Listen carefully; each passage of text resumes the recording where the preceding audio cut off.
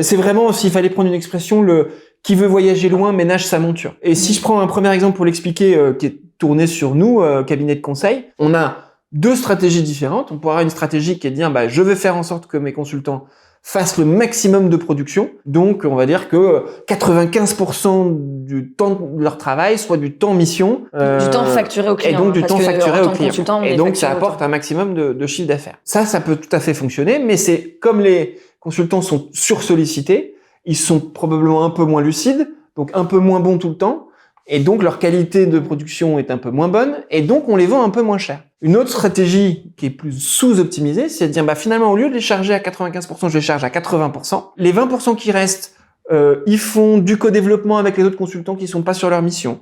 Ils font de la formation et ils font tout simplement un peu de tranquillité. Du coup, ils sont plus lucides, du coup ils sont meilleurs, du coup je les vends plus cher. Et au final, c'est pas dit que la stratégie numéro 1 vaut plus que la stratégie numéro 2. En revanche, la numéro 2, elle est sous-optimisée en termes de temps de travail et donc elle remplace la pression de la condensation par la qualité de la lucidité. On va traiter un sujet qui est un sujet a priori que tout le monde a. C'est clair. Et sur lequel c'est pas forcément facile d'agir puisqu'on va parler de la charge de travail et plus exactement comment mieux gérer sa charge de travail. On va pas parler uniquement de réduire la charge de travail, mais de mieux la gérer parce qu'on va voir que la réduire, c'est parfois un peu incantatoire, même s'il y a des choses à faire. Exactement. Au contraire, nous, on va pas du tout aller vers les solutions pour réduire. Pourquoi ? Parce que je fais un petit mot quand même de contexte sur ce sujet. Depuis, en gros, un demi-siècle, les statistiques montrent que le temps de travail a effectivement diminué. Par contre, le ressenti des employés, lui, il est quasiment inchangé, c'est-à-dire, je pense qu'on peut tous et toutes le deviner, tout le monde aimerait avoir plus de temps libre. Et ça, c'est dû en partie à un phénomène d'intensification du travail. Il y a des sociologues qui parlent de travail pressé ou de travail compressé. On a d'ailleurs écrit un article qui détaille tout ce que je viens de dire beaucoup mieux, donc on pourra mettre le lien en description. Mais du coup, si on se dit que le travail il est plus pressé parce que il y a des rythmes différents, il y a des objectifs différents, il y a des organisations matricielles, plein de choses comme ça, des phénomènes de contrôle, de processus alourdis, tout ça qui crée un travail qui est plus intense, la tentation de vouloir réduire le temps de travail, par exemple, réduire le temps des réunions, optimiser les agendas, typiquement optimiser faire le projet. Teams d'une heure en 45 minutes, qui est un grand classique. Tout ça, évidemment, si les personnes qui nous écoutent ont testé ça et que ça fonctionne, on va pas leur dire d'arrêter, mais on pense que c'est des solutions qui sont un peu limitées. Du coup, nous, on a plutôt envie d'explorer des solutions qui tournent autour de la lenteur et de la sous-optimisation. Et pour ça, on veut être très concret, on veut pas du tout faire de concept, et donc on vous propose un top 10 de nos options de solutions, ou plutôt de nos angles d'attaque, pour essayer d'aborder ce sujet de la gestion de la charge de travail. Alors on peut se poser la question de pourquoi c'est important de mieux gérer la charge de travail. On sait que c'est quasiment dans toutes les équipes un sujet. Nous, ce qu'on pense, c'est qu'avec les conseils qu'on va partager dans cette vidéo, il y a moyen de gagner à peu près sur tous les tableaux, c'est-à-dire plus de bien-être dans les équipes, plus de lucidité et de profondeur dans les sujets qu'on traite. Et donc, au final, probablement plus d'efficacité dans le travail, mais en ayant un système plus aéré et même plus lent dans un certain nombre de cas pour pouvoir traiter les choses. Et je commence du coup avec le numéro 1 de notre top 10. Tout simplement, l'exemple managérial. Moi, j'y crois beaucoup sur ce sujet-là. Quand on arrive dans une équipe, en réalité, on se plie beaucoup à la culture de l'équipe. Si on a un manager qui assume qu'il va traiter des sujets sans être pressé, qui va tout simplement traîner dans l'open space sans rien faire, moi je crois beaucoup à l'effet que ça peut avoir sur le comportement des équipes. On a plusieurs exemples internes et externes sur ce sujet de l'exemple managérial. Alors c'est étonnant, il faut montrer l'exemple sur le fait qu'on n'en fait pas trop, hein, donc ça peut paraître un peu contre-intuitif. Ouais, c'est clair. Mais par exemple, très concrètement, c'est prendre une promotion. On a comme ça un de nos clients qui a fait ça. Il a pris très récemment une promotion sur un nouveau poste et il a annoncé sa prise de poste à son équipe en disant un de mes objectifs majeurs, et c'était le premier qu'il a annoncé, c'est de rentrer tôt le soir et de profiter de mes enfants. Et donc je pense que le message qu'on envoie là à l'équipe, plutôt que de dire ça va être de craquer tel objectif le plus vite possible parce qu'il y a urgence, de d'abord mettre cet enjeu d'équilibre dans sa répartition du temps. Ça envoie un super message et c'est un super symbole. Ouais, c'est clair. Moi, j'avais rencontré une personne qui dirigeait une cellule recherche, il me semble, d'un grand groupe industriel. Elle a pris ce poste assez important à 80%. Tout le monde lui a dit mais tu vas voir, ça va être l'enfer, tu vas faire un temps plein en 4 jours, etc. En fait, en réalité, ce qui se passe, c'est que les mercredis, quand elle n'est pas là, la Terre ne s'arrête pas de tourner. Et en fait, elle s'arrange, en l'occurrence, pour ne pas faire un temps plein en 4 jours. Et le truc fonctionne très bien. Parce que elle s'est organisée comme ça. Et on avait envie de détailler ces exemples parce que, comme on le disait, on croit beaucoup à l'exemple managérial sur ces sujets-là. Ouais, et dernier exemple qui est plutôt un exemple interne, mais qui est complémentaire. Parce que là, on parle beaucoup de presque du structurel. Le 4/5e, c'est structurellement montrer l'exemple. Mais il y a aussi, nous, on fait pas mal de moments où on discute de notre façon de travailler dans le cabinet. Et une fois, il y a de nombreuses années, un consultant a dit à Patrick, toi, ce que j'aime particulièrement chez toi, Patrick, c'est que tu glandes bien. Alors évidemment, c'était pas l'idée de dire qu'il glande tout le temps, mais l'idée étant de dire, quand il y a que 5 minutes entre 2 réunions, plutôt que de vouloir montrer qu'on est sur ses mails, qu'on a envoyé 3 mails en 5 minutes, qu'on appelle, etc., c'est passer un moment off et assumer le moment off. Et quand c'est un des fondateurs du cabinet qui le fait, et ça montre aux gens qu'on a le droit de se détendre. Ouais, ça donne des autorisations en fait. Et ça gère mieux cette espèce de halo de travail d'une journée, avec des moments de sas, quoi. Notre numéro 2, il était un peu dans cette veine-là aussi, il me semble, sur l'exemple. Tu veux nous en parler? Oui.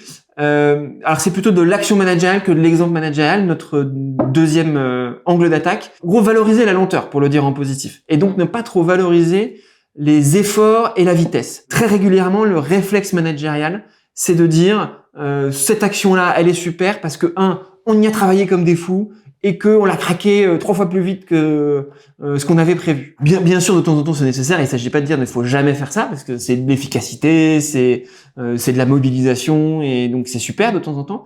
Mais il faut le compenser ou l'alterner avec des moments où on va valoriser le fait de prendre son temps et de se dire, tiens, au lieu de le faire en 1 semaine, tu l'as fait en 2 mois. Du coup, c'est aller plus profond. Tu as eu plus de temps pour discuter. Tu as eu toute la lucidité nécessaire pour pouvoir traiter ce sujet. Et il est mieux traité parce que tu as pris du temps pour le traiter. Et ça, c'est quand même très, très rare qu'on voit des managers le faire. Ouais. Moi, j'ai un exemple qui illustre le côté inverse, et c'est encore Patrick, toujours lui. Après, on arrête de prendre comme exemple Patrick. Sur le reste, il est détestable. Mais là-dessus, il était pas mal. Là, il était pas mal. Je m'étais engagée à rendre un document à des clients pour le lendemain ou je ne sais quoi. Bon, j'appelle Patrick pour lui demander son aide à 1h. Je crois que c'était un truc un peu débile. C'était genre 19h ou voilà. Il répond à ma question. Puis après, il me dit, mais Caroline, tu te rends compte que là, c'est à peine s'il m'a pas insulté, il n'a pas le droit parce que c'est mon employeur, mais il m'a vraiment fait comprendre que j'étais stupide de m'être mis moi-même une deadline, alors que mes clients, objectivement, n'attendaient pas ce document pour le lendemain. Et là, donc, il a pas valorisé le fait que je prenais mon temps, mais à l'inverse, il m'a un peu fait un feedback négatif. Sanctionner la pression inutile. Exactement, sur le côté, là, tu te presses, tu te mets de l'urgence pour rien. Donc c'est une forme de valorisation par l'inverse, quoi. Ça fait partie parfois des mots d'ordre dans beaucoup d'organisations, de côté montrer qu'on fait des efforts, montrer qu'on est engagé même en dehors des heures de travail habituelles. C'est assez français par rapport à d'autres cultures d'ailleurs. Donc réussir à compenser ça en parfois valorisant l'inverse, ça peut vraiment faire une différence. Numéro 3 de notre angle d'attaque, on a appelé ça stratégiser la sous-optimisation. Oula. Ouais, il y a Qu'est-ce beaucoup de mots compliqués. Qu'est-ce que ça veut dire, Charlie? Explique-nous. C'est encore une fois, il y a un lien avec le point précédent, mais là c'est beaucoup plus structurel et beaucoup plus stratégique. C'est organiser son fonctionnement d'équipe en intégrant une forme de sous-optimisation.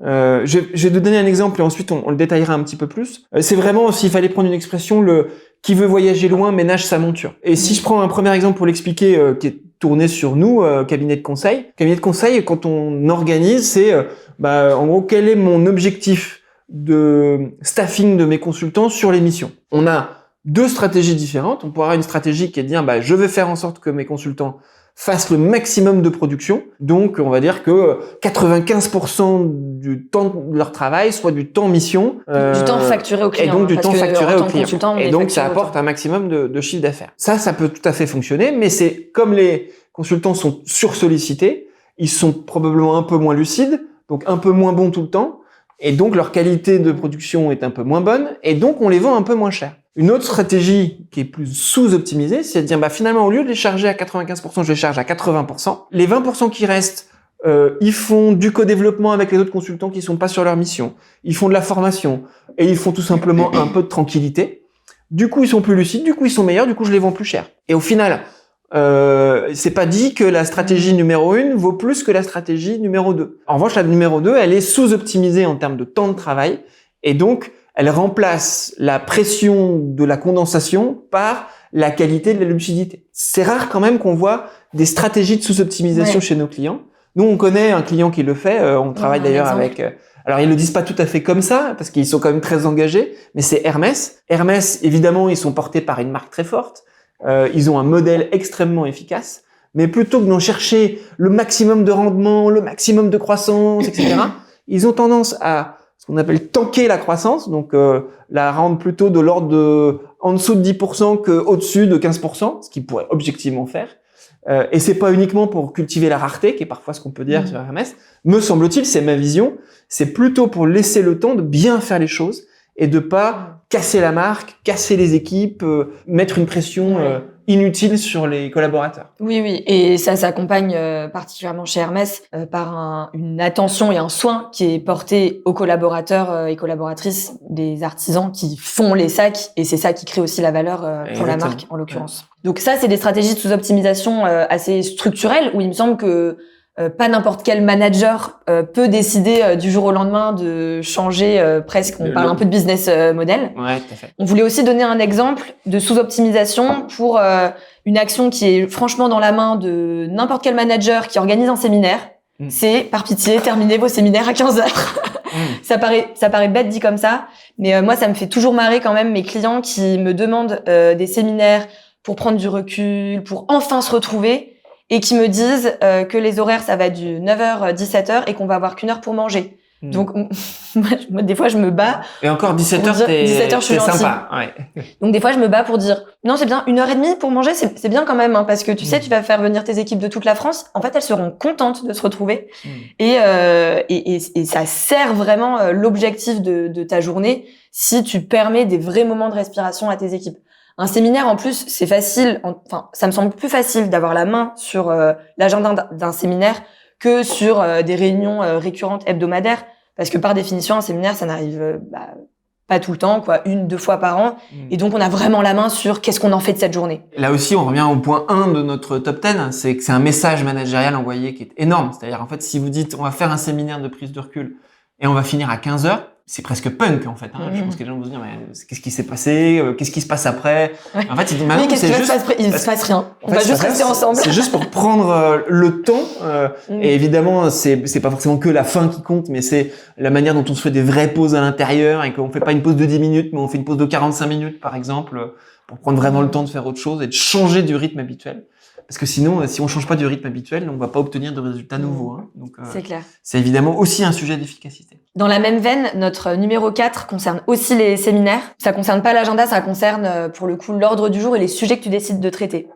L'idée, c'est de prendre un sujet de fond, vraiment une cause qui est importante pour le codir, si c'est un séminaire codir, de passer au moins un séminaire entier dessus, voire même plusieurs. Il me semble que tu avais un client, Charlie, qui avait fait ça. Alors, c'est pas un des miens, mais c'est Jean-Marie, que vous connaissez bien. On a déjà fait des interviews avec lui, puis on le cite parfois dans nos vidéos parce qu'il nous inspire beaucoup un management différent. Jean-Marie, un jour, on a eu un sujet à traiter avec lui, donc Jean-Marie Carvalho, qui était le développement des hommes. Il valait vraiment parce qu'il sentait... Ça va, en 2 heures, ça stresse. C'est ça. Donc, il sentait qu'il y avait vraiment un sujet, qu'il fallait trouver un nouveau système pour développer les collaborateurs, mais véritablement profondément développer les collaborateurs. Et c'est lui qui a eu cette phrase qui était super, qui est de dire plutôt que de traiter, c'est comme ça qu'il a introduit le séminaire à son codir, c'est plutôt que de trouver 5 sujets à mettre dans notre séminaire, on va faire 5 séminaires sur un seul sujet, qui est celui-là. Ça, c'est un message fort en termes de prenons le temps pour traiter en profondeur un sujet. C'est rare, en vrai, les managers qui arrivent à assumer ça. On a l'inverse, nous, la plupart du temps.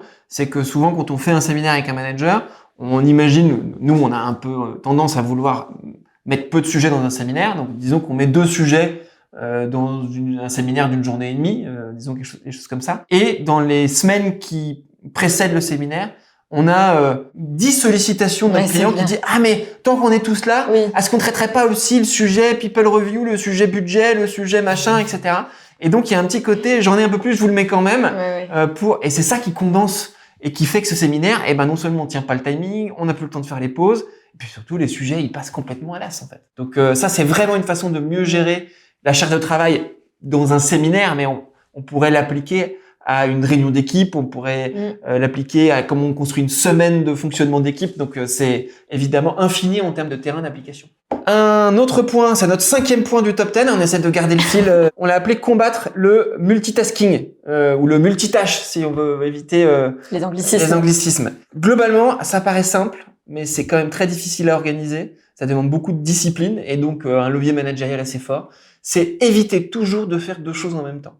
Alors, on sait qu'on a soit des gens, soit souvent, c'est un peu comme ça c'est horrible, mais on dit les femmes arrivent à faire 2 choses en même temps, les hommes n'arrivent pas à le faire, etc. On va se dire un truc. Nous, dans nos missions qu'on a régulièrement et dans plein d'organisations différentes avec des hommes et avec des femmes, on ne sait pas faire 2 choses en même temps, ça n'est pas possible.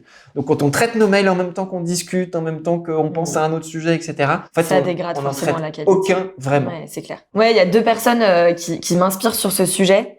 La première, c'est Noémie Micoulet, qui travaille dans la justice restaurative, donc pas du tout un secteur que nous on accompagne. Elle avait fait une intervention chez Albus, et d'ailleurs j'en profite pour la saluer. Et la remercier pour l'intervention. Et la remercier pour cette super intervention. Donc, sans rentrer dans le détail de son activité, elle a un métier, elle accompagne des personnes incarcérées et des victimes d'infractions.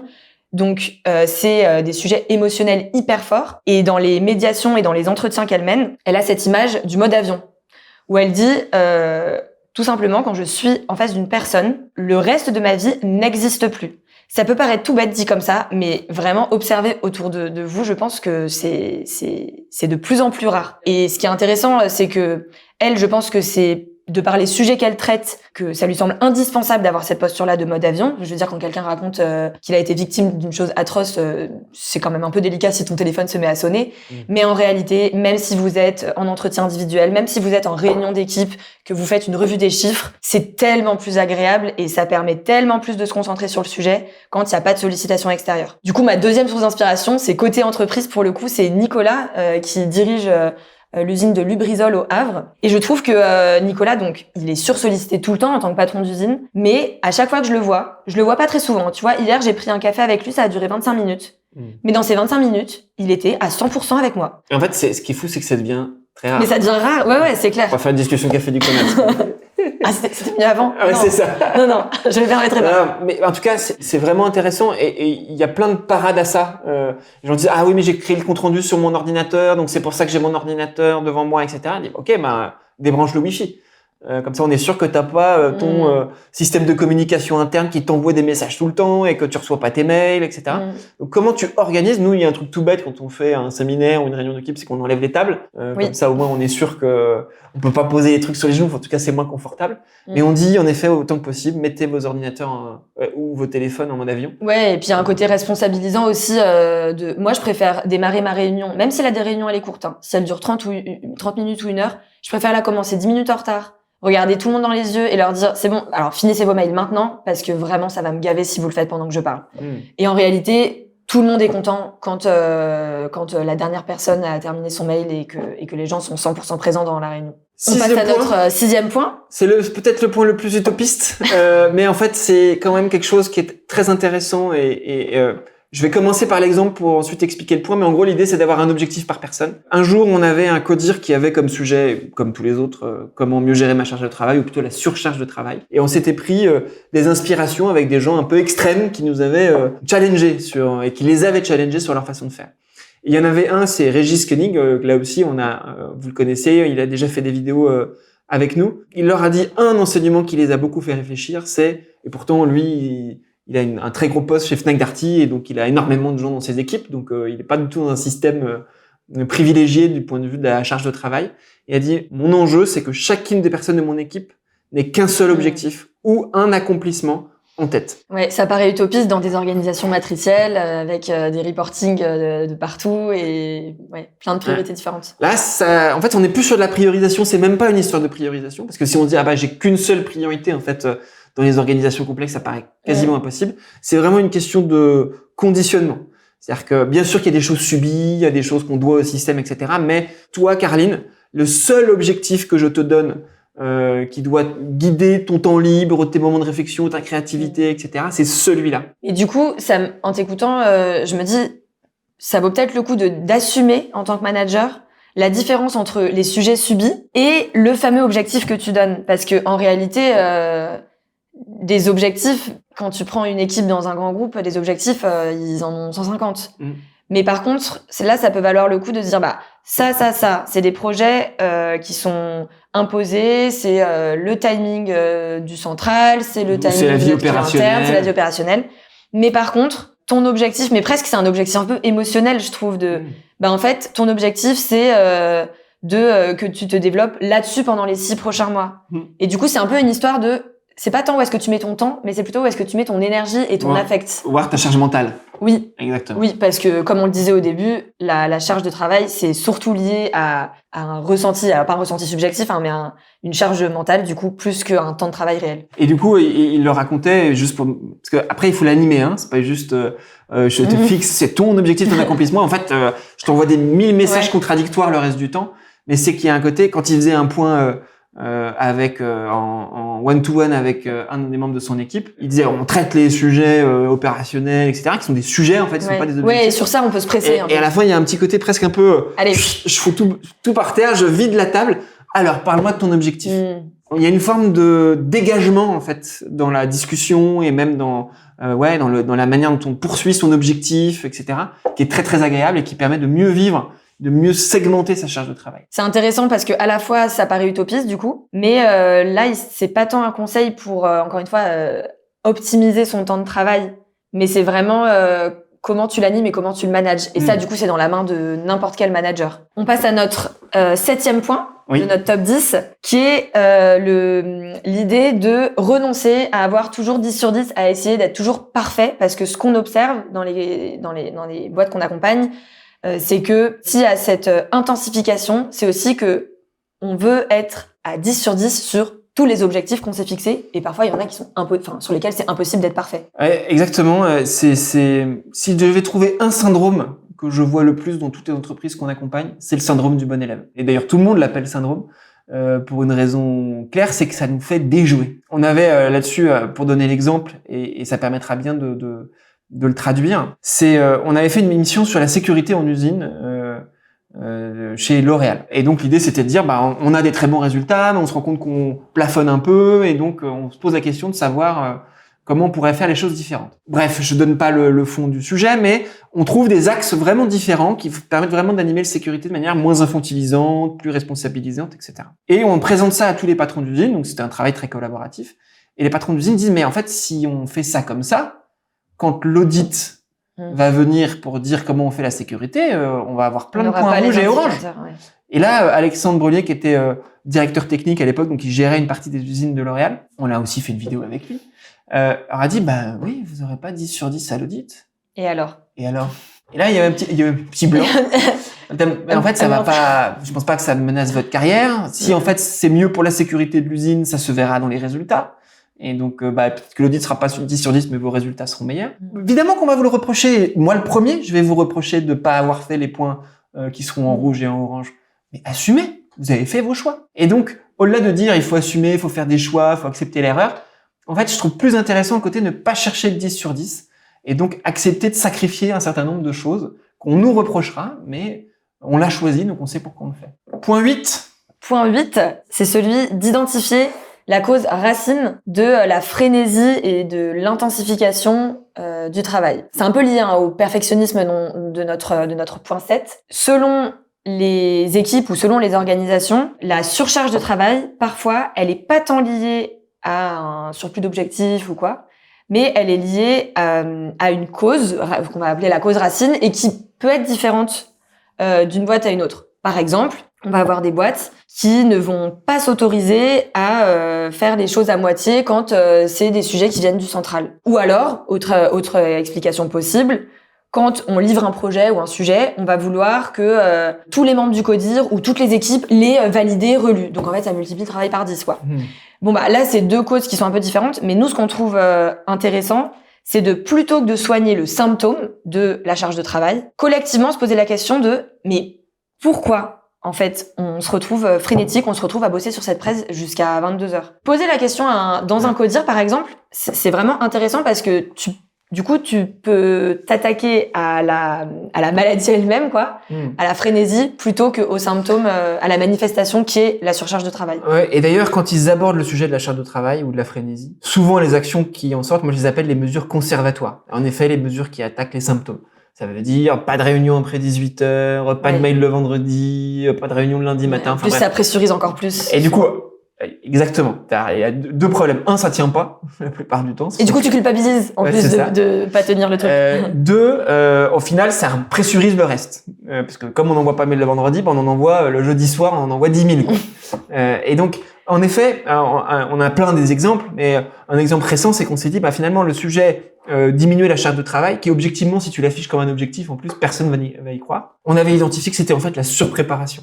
C'est-à-dire qu'on se rend compte que quand on fait une réunion, on a prévu des backups, ce qu'ils appellent des backups, c'est-à-dire si jamais on nous pose telle ou telle question, on a tous les argumentaires sur d'autres docs qu'on peut sortir au moment. Et donc il y a un côté infini de la préparation. Et c'est dû d'abord à la manière dont on challenge par les managers et la manière du coup dont on se prépare par les équipes.